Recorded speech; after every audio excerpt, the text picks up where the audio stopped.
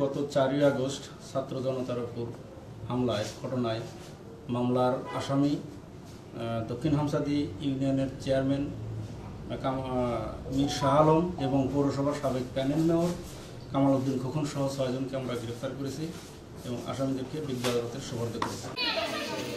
গাড়ি দৌড় দিচ্ছে, এটা কি দূর থেকে গেল?